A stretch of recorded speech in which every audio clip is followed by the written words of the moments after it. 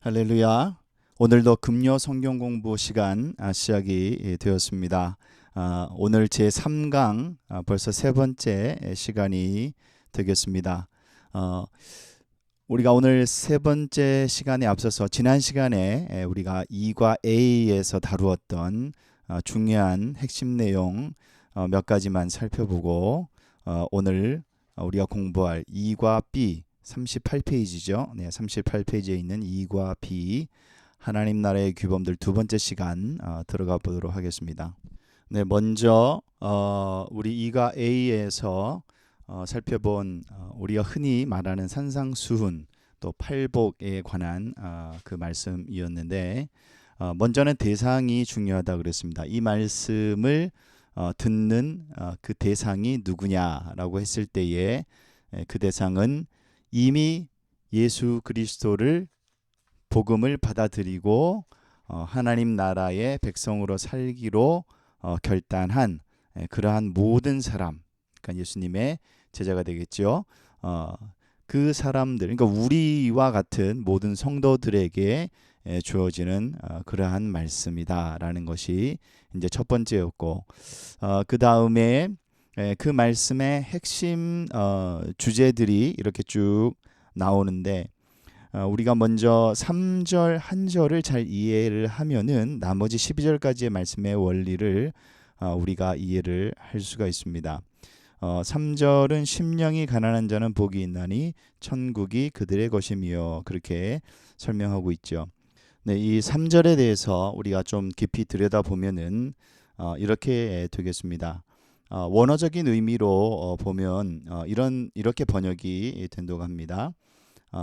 복이 있나니라고 번역된 이 말은 엄밀하게 말하면은 잘 사는 사람, 이렇게 하는 것이 잘 사는 것이고 이렇게 하는 것이 행복한 사람이다라는 그런 뜻이 담겨져 있습니다. 그래서 이 단어는 어떤 복을 받게 될 것인가 그러한 의미에 초점이 있는 것이 아니라 이미 어떤 복을 받은 상태를 나타내는 그러한 단어입니다. 그렇기 때문에 이 구절은 이미 복을 받아서 행복한 사람은 심령이 가난한 자다라는 의미를 나타낸다고 합니다. 이미 복을 받아서 행복한 사람은 심령이 가난하다.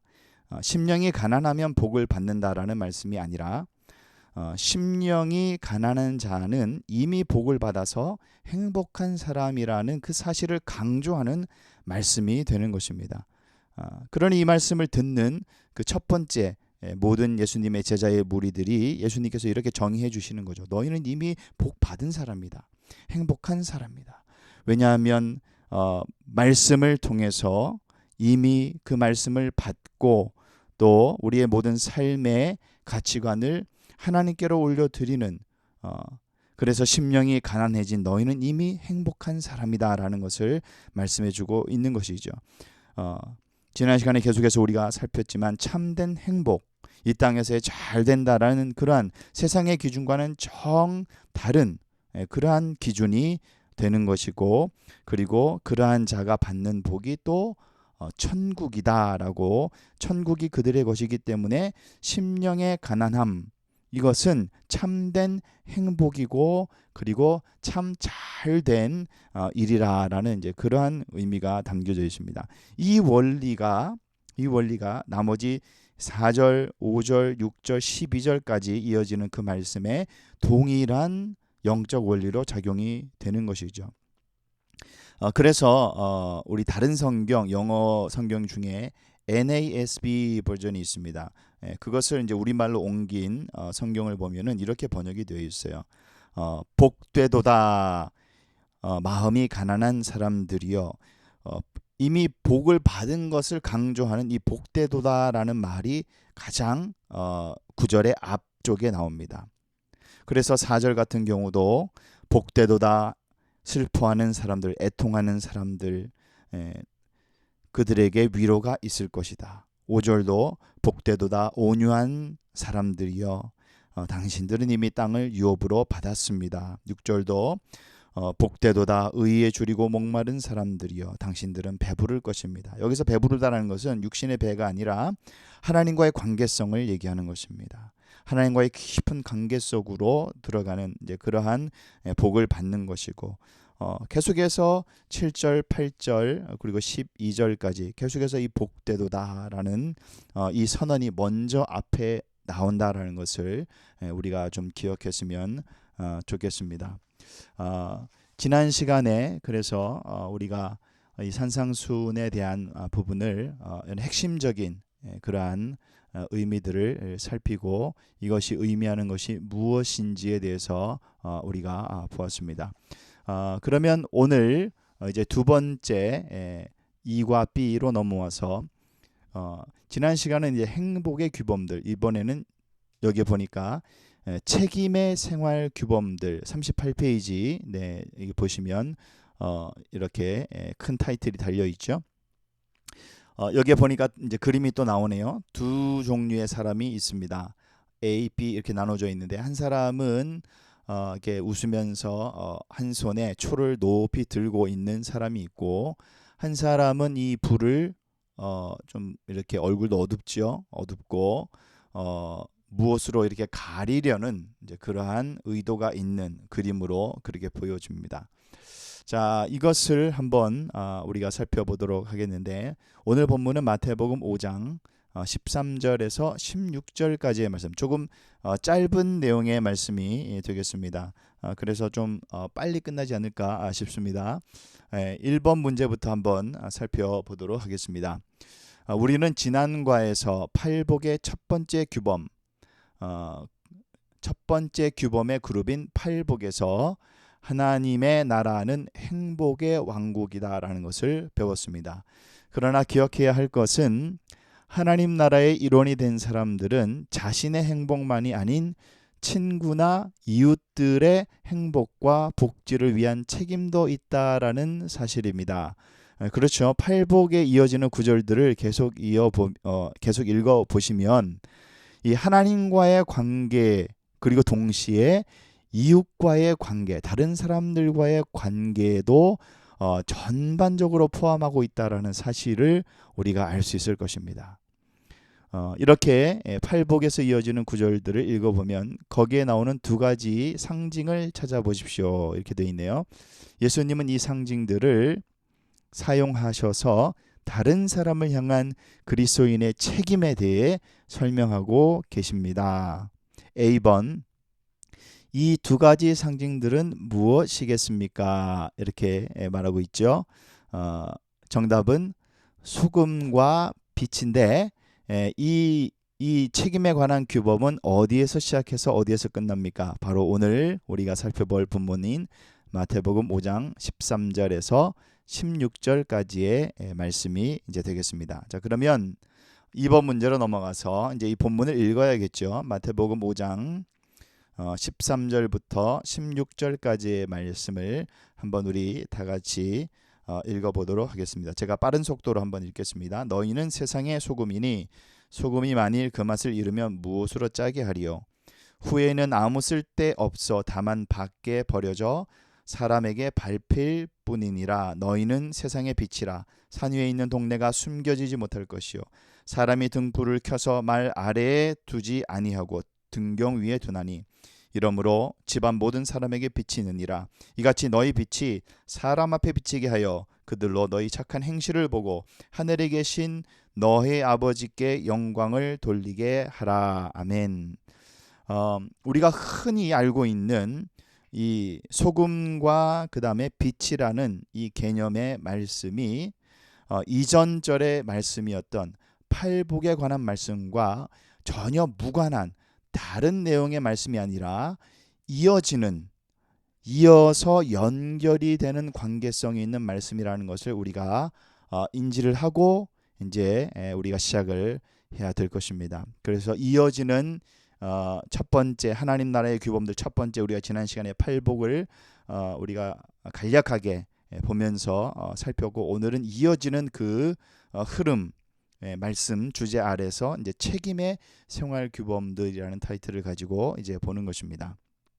자, 이제 우리가 본문을 읽었고요. 그리고 다음 과인 E과 C의 첫 페이지에 나오는 그림 B를 보시기 바랍니다. 이렇게 되어 있죠.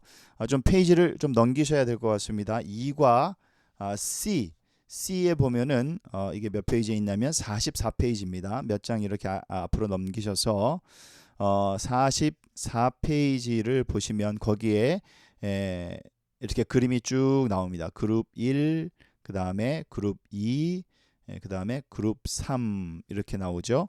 거기에서 그림 B를 보면 거기에 소금 있고 그 다음에 이렇게 등불이 나오죠. 그런 그림이 있습니다. 네. 자, 그럼 다시 앞으로 돌아오셔서 그림의 상자 안에 무엇이 들었는지 특별히 주목하십시오. 그 후에 아래의 문장을 읽고 빈칸을 채우시기 바랍니다. 이렇게 되어 있네요. 그림의 상자 안에 보니까 다시 44페이지로 가셔서 거기에 소금 그 아래 보면 상자가 하나 있죠. 거기에 보니까 생선입니다. 물고기가 가득 들어가 있는 이제 그러한 상자가 있네요. 네. 자, 그럼 문제로 돌아가서 한번 보겠습니다. 어떤 지역의 주요 수출품 중에 하나는 어류입니다. 그렇게 되어 있죠. 어류는 갈릴리 지역에서 이제 갈릴리 지역을 얘기하는 것 같습니다. 그래서 여기에 갈릴리를 넣어서 갈릴리 지역의 주요 수출품 중에 하나는 어류입니다. 그렇죠. 우리 갈릴리 지방, 갈릴리 지역에는 이 중요한 그 호수가 바다라고 부르죠. 갈릴리 호수, 갈릴리 바다가 거기에 지리적으로 위치해 있기 때문에 당연히 중요한 그러한 품목 중에 하나가 되겠습니다. 이 어류는 갈릴리 지역에서 로마의 중요 도시들과 다른 지역으로 보내집니다. 따라서 생선을 먼 거리로 옮기기 위해서는 어류들을 잘 보존해야 했습니다. 그 당시는 냉동시설이 없었기 때문에 생선이 썩지 않도록 잘 보관해서 먼 거리로 보내기 위해서 그들은 무엇을 사용했겠습니까? 소금을 사용해야만 했습니다. 그래서 거기에 소금과 이제 생선 이렇게 같이 이제 그림이 나와 있죠. 뭐 이거 우리가 잘 아는 상식적인 이야기입니다. 우리나라도 옛날에 이 내륙 지방은 이 뭐 안동 지방에 유명한 거지 뭐 간고등어 뭐 이런 거 있죠. 소금으로 다 절여서 그렇게 보관했던 이제 그런 것인데 그다음 문제 이제 한번 보도록 하겠습니다. 한 페이지 넘기서 39번 2번 문제가 계속해서 1번 문제가 계속해서 이어지네요. 2번이죠. 네, 2번 문제가 계속해서 이어집니다. 이런 이유로 해서 예수님께서 소금이라는 상징을 사용해서 말씀하실 때 베드로, 요한, 안드레, 야고보 같은 제자들에게 이들은 어부들이죠. 그들의 직업상 특별한 의미가 있었을 것입니다. 왜냐하면 이들은 전에 고기를 잡는 뭐였습니까? 이 사람들은 직업이 어부였습니다. 어부였고 잡은 생선을 파는 것이 이들의 직업이었기 때문입니다. 그래서 예수님께서 이 비유를 하셨을 때 그들은 뭐 직접적으로 피부에 와닿는 이제 그러한 비유의 말씀으로 그렇게 알았을 것입니다. 그래서 예수님의 모든 비유는 그 당시의 모든 사람들이 잘 알고 이해할 수 있는 그러한 예들을 들어서 다 비유로 말씀하셨죠. 요즘은 이제 요즘 시대에 맞는 이 시대에 맞는 문화와 이제 그런 것들이 있기 때문에 거기에 맞춰서 이제 목회자들이나 설교하시는 분들이 이제 그런 다른 예들을 이렇게 가지고 와서 말씀과 연결해서 하는 이제 그런 경우가 있습니다. 그렇듯이 예수님께서는 그 당시에 그 어부들이나 모든 사람들이 다 인지하고 알 수 있는 이제 그러한 예들을 들어서 말씀을 하셨던 것이죠. 3번 문제 넘어가도록 하겠습니다. 이제 E과 C의 첫 페이지에 나오는 그림 C를 다시 한번 보겠습니다. 네, C를 계속해서 보라고 하네요. 네, 보라고 하니까 저도 보겠습니다. 네, 여기에 보면은 등불 그림이 나오죠. 네, 등불이 나오는데 이사야 선지자는 메시아 그리스도의 갈릴리 사역과 관련하여 어떤 상징을 사용하고 있습니까?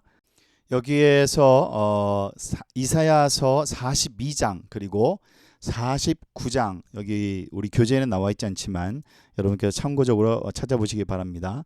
이사야 42장 6절하고 그리고 이사야 49장 6절 이 두 구절에 보면은 이방의 빛이라는 이제 그런 예언의 말씀이 담겨져 있습니다.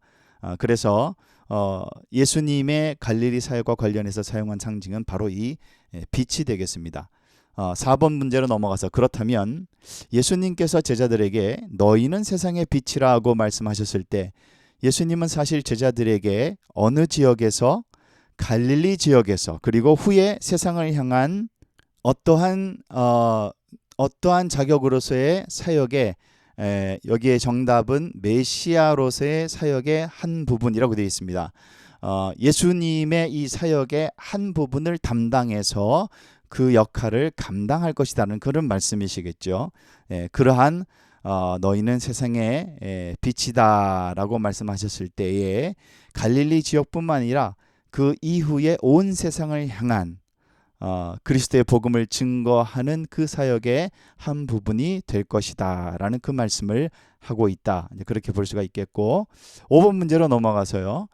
예수님은 자신이 메시아로서 갈릴리에서 사역을 하시는 일에 제자들도 동참하고 있다는 말씀을 하실 때 어떤 단어를 사용하였습니까? 너희는 세상의 빛이라. 세상의 빛이라는 그 말은 바로 예수 그리스도의 그 사역에 동참하는 그러한 의미가 담겨져 있습니다. 6번, 빛과 소금은 한 가지 공통점이 있습니다. 이 두 가지는 다 어디로? 주변으로 퍼져나갑니다. 그렇죠. 빛과 소금, 이 두 가지 중에서 어느 것이 다음의 것들로 퍼져나갑니까? 어둠을 향해서 퍼져나가는 것은 바로 빛이 되겠죠. 그리고 부패하는 것들을 부패하지 못하게 하는 역할을 하기 위해 퍼져나가는 것은, 그것은 바로 소금이 되겠습니다. 이렇게 빛과 소금은 공통점이 있고요. 7번으로 넘어가서 어두움 또는 부패라는 단어들 중 어느 것이 다음을 가장 잘 표현합니까? 사악함, 그리고 B번에 무지와 미신, 이렇게 되어 있습니다. B번부터 볼까요? 무지하고 그리고 미신적인 것을 이제 믿는 이제 그런 것은 어두움입니다. 어두움. 그리고 사악함은, 이것은 부패함. 부패하는 상태가 바로 사악해지는 것이고, 무지와 미신은 바로 어두움을 상징하는 이제 그러한 표현이 되겠습니다. 자, 그다음 페이지 40페이지로 넘어가서 문제 8번이죠. 8번을 보겠습니다. 그리스도인들은 종종 잘 격리된 교회의 벽 뒤에 숨어 사는 잘못을 저지릅니다. 이게 무슨 말일까요? 교회의 울타리 안에서만 머문다라는 얘기를 하는 것입니다. 우리가 교회의 이 울타리를 넘어가서 이웃과 세상을 향해 나아가야 하는 교회의 본질을 잊어버리고 내 교회 중심, 그러니까 뭐 개교의 중심, 뭐 이런 말들을 우리가 흔히 합니다만, 그것은 잘못이죠. 이 세상의 부패와 어두움을 대적하는 싸움에 전혀 관계하려 들지 않습니다. 그런데 예수님의 가르침은 그를 따르는 사람들이 주위의 세상을 향한 책임이 있다라고 그렇게 말씀하십니다. 그렇게 말하고 있죠. A번 볼까요? 세상에 비친 우리는 영적인 어두움을 공격해야만 합니다. 영적인 어두움을 공격해야만 합니다. 뭐 이 의미가 무슨 의미인지 이제 우리가 계속해서 보겠습니다. 자, B번, 세상의 소금인 우리는 모든 종류의 무엇에 맞서야 합니까?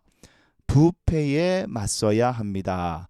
부패에 맞서야 합니다. 그러면 이제 방법적인 면이 이제 문제가 되겠죠. 어떻게 우리가 어둠을 공격하고 어떻게 우리가 그 부패에 맞서야 하는가, 이제 그것이 중요한데, 이 방법적인 면에 있어서 이미 예수님께서 우리 이전 시간에 팔복이라는 산상수훈을 통해서 이미 말씀해 주셨어요. 그 말씀과 오늘 이 말씀을, 책임의 교범을 우리가 이어서 잘 연결해 나가야 될 줄로 믿습니다. 자칫 잘못하면 부패에 맞서야 하고 어둠에 공격해야 돼. 이게 기독교가 무슨 굉장히 공격적인 성향이 있고 무슨 막 정치에 맞서야 하고 부패에 맞서야 하고 전면에 나서야 뭐 이런 것으로 생각할 수 있는데 잘못 이렇게 끊어서 읽어버리면 잘못된 해석이 나오게 되죠. 자, 계속해서 9번 문제로 보도록 하겠습니다. 9번 문제. 소금이나 빛이 주위의 것들에 스며들거나 퍼져서 그것들을 변화시키지 못한다면 아무 쓸모가 없습니다. 잘 보세요. 변화를 시키는 것입니다. 우리의 방법은 스며들어서 퍼지고 변화시키는 것입니다. 굉장히 세상에 볼 때는 미련한 것이요, 시간이 오래 걸리는 것이요, 이거는 생산적이지 못하는 방법이죠. 그것을 우리가 택하는 것입니다. 소금과 빛의 그 역할들을 잘 우리가 이해할 필요가 있겠습니다. 소금과 빛이 스며들지 못하고 퍼져서 그것들을 변화시키지 못하면 쓸모가 없는 것입니다. A번 마태복음 5장 13절을 읽으십시오. 그렇게 되어 있습니다. 마태복음 5장 13절 아까 저희가 읽었습니다. 다시 읽지는 않겠습니다. 만약 소금이 그 맛을 잃으면 어디 쓸 수가 있습니까? 없습니까? 맛 잃은 소금 쓸모가 있습니까? 없습니까? 전혀 쓸모가 없죠. 쓸모가 없습니다. B번 만약 빛이 말 아래에 숨겨져 있으면 빛은 어떤 소용이 있습니까? 말이라는 것은 우리 예전에 보면은 이 부피를 재는 단위죠. 이런 말도 있잖아요. 되로 주고 말로 받는다. 이런 그 단위를 재는 그 말을 얘기합니다. 부피를 재는 단위죠. 한 말은 보통 제가 찾아보니까 18리터 정도의 부피를 얘기합니다. 그리고 한 말이 10대입니다. 10대. 10대. 그러니까 되로 주고 말로 받는다는 말은 한 대 주고 10대 받는다는 얘기죠. 그리고 10말은 한 섬이 되고 한 말에 씨앗을 뿌려서 농사를 지을 만한 넓이의 땅을 마지기라고 합니다. 이해가 되시죠? 그것을 얘기합니다. 그래서 과거에 부피 재던 수단, 그것이 말, 좀 작은 것이 돼, 그 다음에 더 작은 것은 홉, 뭐 이런 거 있습니다. 곡식 가루, 뭐 다음에 이런 액체 등 양을 측정하는 부피되는 재는 단위, 이제 그렇게 또는 그 그릇 이렇게 얘기하면 되겠습니다. 그러니까 한 말, 꽤 크죠. 그 말을 재는 그 그릇에 그 상자에 빛을 숨겨 놓으면 빛이 비치지 않으니까 소용이 있다 없다? 아무 소용이 없는 것이죠. 그것을 말하는 것입니다. C번 보겠습니다. 만약 그리스도인들이 자신들이 살고 있는 세상에서 하나님의 나라를 전하지 않거나 어두움이나 부패에 대해 무관심한다면, 그래서 주위에 미치는 영향이 전혀 없다면 무슨 소용이 있습니까? 소용이 있습니까? 없습니까? 아무 소용이 없는 것이죠. 아무 소용이 없습니다. 교회가 존재하고 있는데, 십자가는 세워져 있는데 맛을 잃은 소금처럼 이 말 아래 들어가 있는 숨겨진 가리워진 빛처럼 아무 소용이 없다라는 이제 그 의미, 이제 개념적으로는 우리가 이해가 될 것이고, 그리고 10번 문제 넘어가서 이 과의 첫 페이지에 나오는 그림들을 자세히 보십시오. 자, 두 사람이 이제 우리 과에 두 사람이 나오죠. A, B 있었는데 한 사람은 이렇게 빛을 들고 있고 초를 들고 있고, 한 사람은 그 불빛을 가리려는 이제 그런 의도가 있는 사람이었습니다. 자, A번 두 그림 중에서 어느 것이 책임감 있는 제자를 나타냅니까? 당연히 A번이 되겠습니다. 빛을 이렇게 들어서 환히 비치는. 그 다음에 B, 어느 그림이 무책임한 제자를 나타냅니까? 그 빛을 덮으려고 하는. 그리고 C, 어느 그림이 당신을 잘 나타내고 있습니까? 여러분이 답하시면 되겠습니다. 자, 11번 산상수훈에서 예수님의 메시아적 사역에 동참하는 그리스도인들의 책임을 묘사하기 위해 예수님이 사용하신 두 가지 상징은 무엇입니까? 산상수훈과 이 빛과 소금은 이어져서 연결된다고 그랬죠. 그래서 이 두 가지 상징은 바로 소금과 빛이다. 소금과 빛, 이렇게 이해하시면 되겠습니다.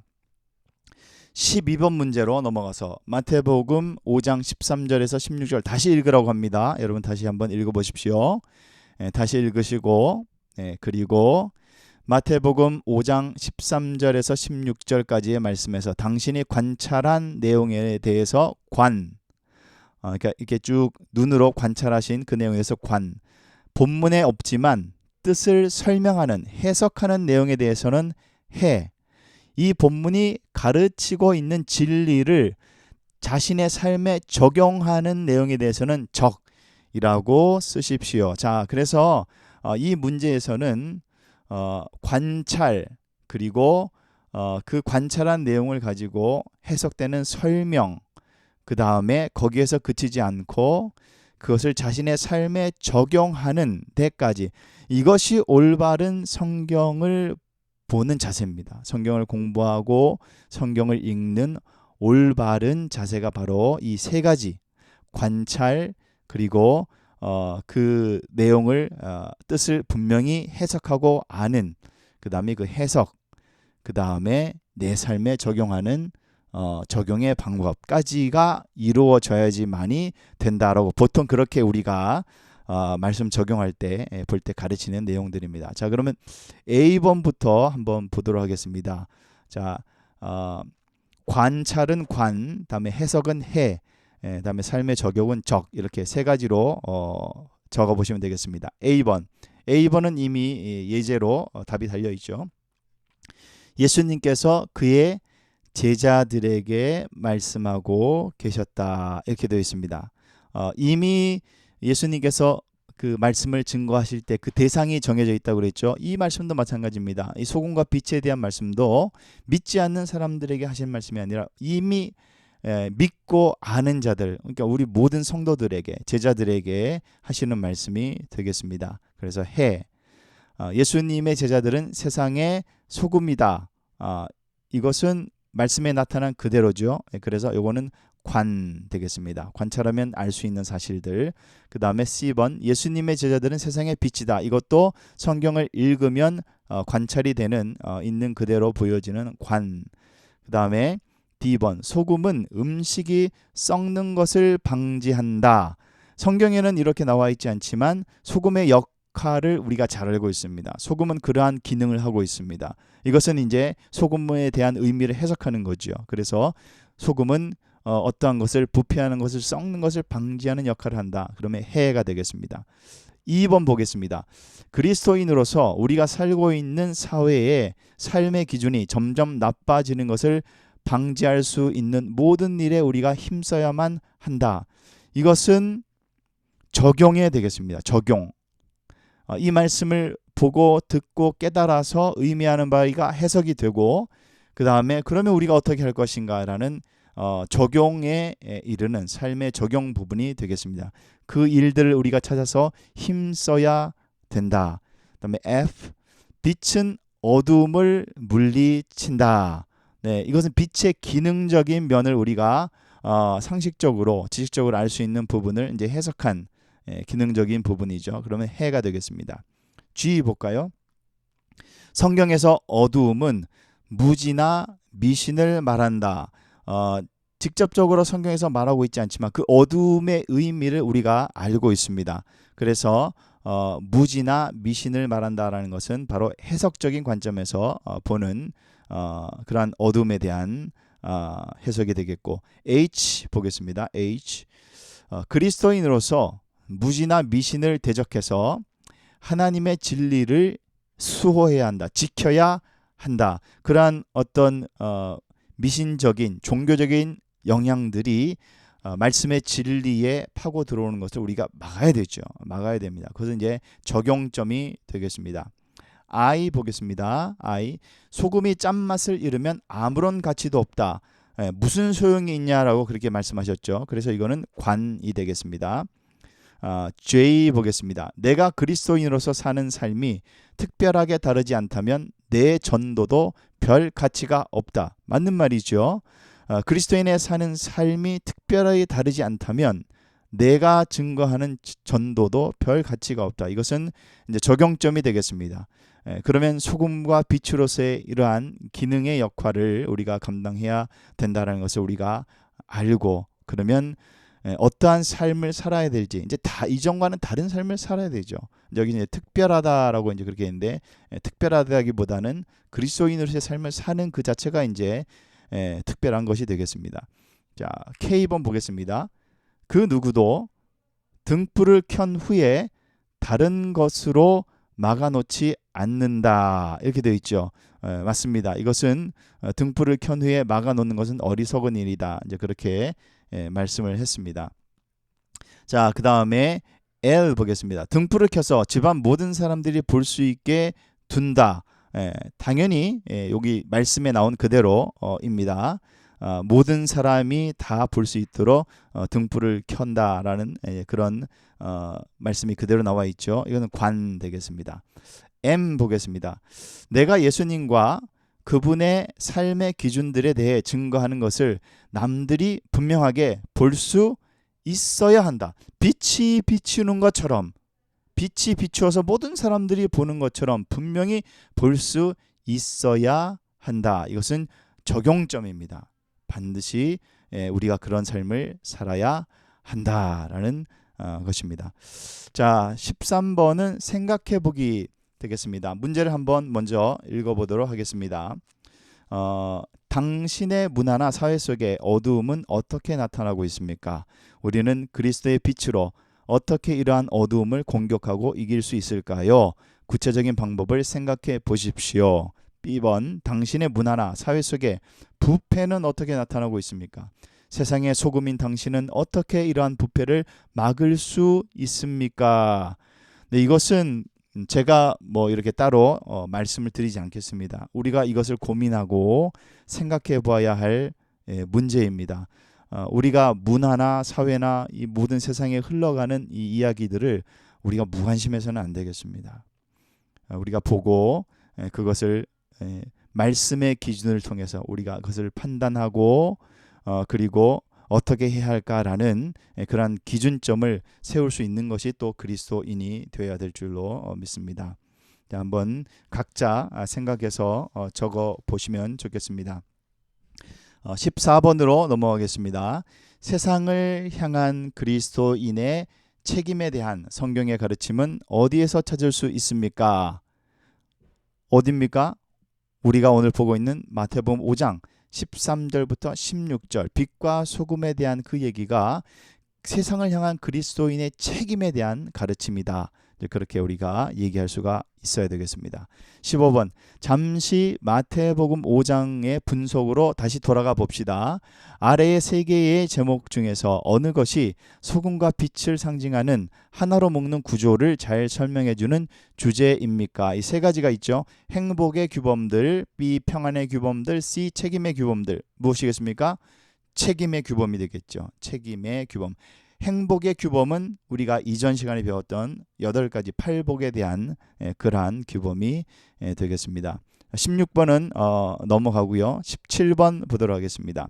자, 이제는 마태복음 5장의 두 번째 그룹의 공통된 주제가 책임이라는 것을 알게 되었습니다. 성경 본문의 주제를 찾아낸다는 것이 쉬운 일은 아니며 많은 연습을 해야만 합니다. 그렇지만 주제를 찾는 것은 성경을 효과적으로 가르치거나 설교하는 데 꼭 필요한 기술입니다. 이렇게 되어 있죠.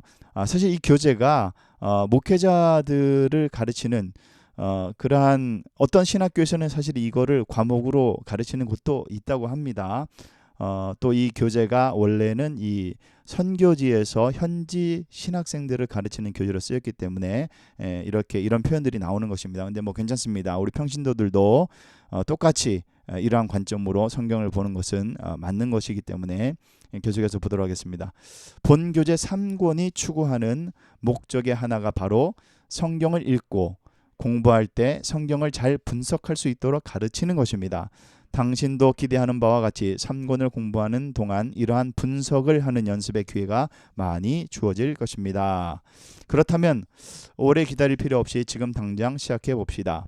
아래 보기에서 각 그룹 안에 4가지 항목 중 3가지씩은 공통된 주제를 가지고 있습니다. 각 그룹에서 1번 같은 주제를 가지고 있는 3가지 항목에 표시하십시오. 그리고 당신이 표시한 항목들을 하나로 묶는 공통된 주제를 쓰십시오. 이렇게 되어 있습니다.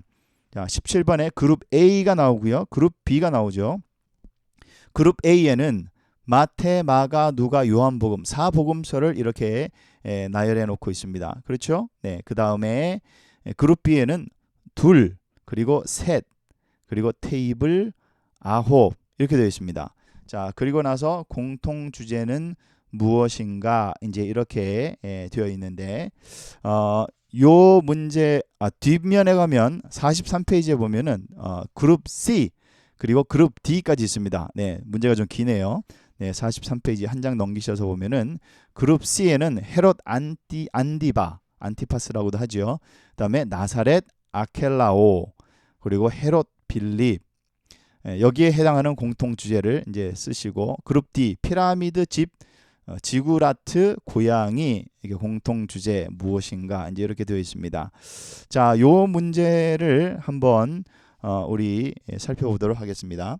자, 이 문제는 조금 헷갈리실 수도 있는데 그냥 예제니까 여러분 잘 이해하시면 되겠습니다. 그룹 A부터 D까지는 세 가지는 공통점이 있고요. 그리고 한 가지는 전혀 공통점이 없는 요소가 있습니다. 그러니까 그룹 A의 A, B, C, D 중에 세 가지는 공통점이 있고 한 가지는 공통점이 없는 게 있고 그룹 B에서도 세 가지는 A, B, C, D 중에 세 가지는 공통점이 있고요. 그 다음에 한 가지는 전혀 상관이 없는 이제 그러한 요소들로 되어 있습니다. 그래서 이게 왜 이렇게 하느냐 하면은 그 성경을 우리가 볼 때에 그룹으로 묶고 그 다음에 분석하는 이제 그러한 연습을 한번 이렇게 이런 식으로 하는 것이다라는 것을 이제 보여주는 것입니다. 한번 그럼 그룹 A부터 한번 잠깐 볼까요? 마태복음, 마가복음, 누가복음, 요한복음 이 네 가지 복음서 중에 한 가지는 다른 성격을 가지고 있습니다. 이게 좀 어려울 수도 있지만 이게 뭘까요? 사복음서라고 하면은 마태부터 요한까지 들어가지만 한 가지를 제외한다면 요한복음이 제외될 수가 있습니다. 요한복음은 어떤 관점에서 제외될 수가 있느냐? 공관복음에서는 제외가 됩니다. 공관복음이라는 그룹에서는 요한복음은 제외가 됩니다. 다시요. 사복음서라고 하면은 마태, 마가, 누가, 요한복음이 들어갑니다. 그렇지만 공관복음이라고 하면은 요한복음은 제외가 됩니다. 요한복음 왜냐하면 조금 다른 관점에서 쓰여 있습니다. 그래서 요한복음에는 이 공관복음이라고 우리가 부르는 마태, 마가, 누가복음에 없는 내용들이 요한복음에는 몇 가지가 들어가 있습니다. 마태, 마가, 누가에는 공통적인 사건들이 겹쳐서 들어가는 일들이 좀 있습니다. 근데 요한복음에는 공관복음에 없는 내용들이 요한복음에 몇 가지 특이한 것들이 있습니다. 나중에 이제 이것도 우리가 기회가 되면 살펴보면 한 가지 예를 들면 수가성의 여인을 만나는 장면. 그래서 거기에서 참 예배가 무엇이냐, 그리고 목마른 자에게 생수가 무엇이냐. 이 내용은요 마태, 마가, 누가에는 없어요. 이것은 요한이 요한복음을 기록하면서 이 공관복음에 없는 그러나 정말 중요한 주제를 따로 뽑아서 기록한 것입니다. 그래서 좀 관점이 다르죠. 그래서 공관복음에서 제외되는 것은 바로 요한복음이 되겠습니다. 이건 이제 우리가 일반적인 성경 상식에서 우리가 알아두시면 되겠고, 그룹 B는 이제 쉽죠. 한 가지 전혀 관계가 없는 것은 둘, 셋, 아홉은 뭡니까? 공통 주제가 이건 숫자죠. 그러나 테이블은 뭐 전혀 상관이 없는 그냥 가구죠. 이런 식으로 이제 우리가 그룹핑을 이제 하는 겁니다. C에 보면은 헤롯 안티바, 나사렛, 아칼라오, 헤롯 빌립. 뭐 잘 몰라도 골라낼 수 있겠죠. 세 개는 사람 이름이고 하나는 지명 이름이니까 나사렛은 당연히 여기 아니겠습니다. 그러면 이 헤롯 안티바와 아켈라오와 헤롯 빌립은 어떤 공통 주제가 있느냐? 바로 이 헤롯 대왕, 예수님 태어날 그 당시에 헤롯 대왕의 아들들, 분봉왕들입니다. 그래서 그런 공통 주제가 있겠습니다. 자, D에는 피라미드, 집, 지구라트, 고양이. 생뚱밖에 고양이는 아니겠죠. 네, 이거는 생물, 동물이니까. 피라미드와 집, 이건 이제 구조물들입니다. 그렇죠? 이제 구조물이라는 것을 우리가 알 수 있고, 그럼 지구라트는 뭐냐? 지구라트는 어떤 건물이냐? 찾아보시면 이 메소포타미아 지역에 있는 건축물, 그 당시에 피라미드는 당연히 이 이집트 쪽에 있는, 그죠? 이집트의 이제 그 건물이고 양식이고 그것이 피라미드고, 지구라트라고 하면은 이제 동시대에 조금 다른 메소포타미아 지역에는 좀 다른 모양으로 생긴 이제 그런 건축물들이 있습니다. 그것을 이제 지구라트라고 이제 부릅니다. 이런 식으로 우리가 분류해서 하는 이제 그러한 방법을 이제 성경을 우리가 볼 때에도 그렇게 그룹을 만들어서 찾아내는 이제 그런 방법을 이제 쓰는 것입니다. 이해가 되셨죠? 네, 그다음 문제 18번 문제에 넘어가도록 하겠습니다. 우리는 바로 이런 방법을 통해서 마태복음 5장에 나오는 두 번째 그룹의 주제를 찾아냈습니다. 이 방법을 잘 알고 있는지 확인해 봅시다. 자, A번 위에 2B 17번 바로 위에 문제죠. 했듯이 아래 보기 중에서 마태복음 5장에 나오는 예수님의 가르침 중에서 공통 주제를 갖는 두 가지를 선택하여 표시하시기 바랍니다. 이렇게 되어 있습니다. 자, 핍박, 그 다음에 소금, 그리고 빛, 모세의 율법 이렇게 되어 있습니다. 자, 어떤 것이 공통 주제가 있겠습니까? 소금과 빛, 빛과 소금이겠죠. 네, 이렇게 공통 주제를 찾아내고 B 위에서 선택한 두 가지의 공통 주제는 뭡니까? 책임의 규범에 대해서 우리가 보고 있죠. 책임이다. 그다음에 C 두 번째 규범의 그룹이 있는 성경의 장절을 적으십시오. 이제 뭐 외우시겠죠. 마태복음 5장 13절부터 16절까지의 말씀. 네, 되겠습니다. 19번 지금까지 배운 것을 복습해 봅시다. 산상수훈을 분석하는 데 있어 지금까지 우리가 배운 두 가지 규범 그룹은 무엇입니까? 처음부터 우리 E과 A부터 시작한다면 마태복음 5장 1절부터 12절까지의 말씀, 산상수훈의 말씀은 바로 행복의 규범들. 그다음에 오늘 우리가 공부한 마태복음 5장 13절부터 16절까지의 말씀은 책임의 규범들. 이 두 가지 그룹이 되겠습니다. 자, 그리고 이제 20번 오늘 마지막 문제가 되겠습니다. 산상수훈은 너무 중요하기 때문에 우리는 이 부분을 자주 읽고 반복해서 자신의 삶의 일부분이 되도록 해야 합니다. 매일 이렇게 기도를 해 보십시오. 이 행복의 규범들, 팔복에 나타난 예수님의 가르침은 사실 우리의 기도 제목이 되어야 하는 것입니다. 심령이 가난한 자가 되게 해 주십시오. 주님, 그렇게 살기를 원합니다. 그러면 이 기도에 대한 하나님의 응답은 무엇이겠습니까? 너 참 복되다. 너 참 복되다. 천국이 너의 것이다. 하나님께서 그렇게 우리에게 응답을 해 주신다는 것입니다.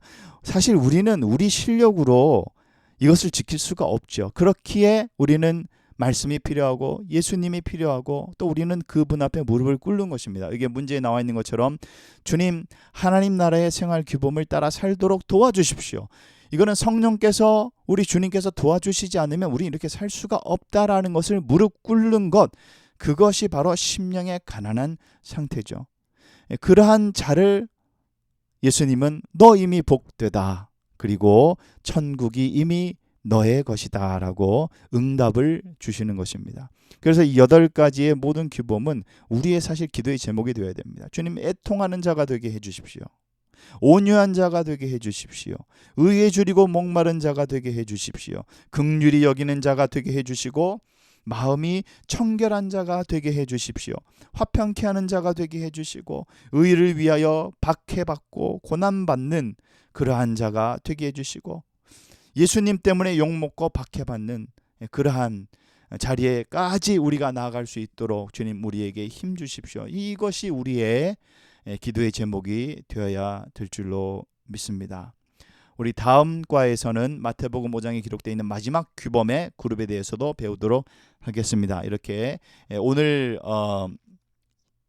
3강은 이렇게 우리가 마무리를 하도록 그렇게 하겠습니다. 우리 다음 시간에 우리 2과 C 이제 하나님 나라의 규범들 이제 세 번째 시간 우리가 한번 또 살펴보도록 그렇게 하겠습니다.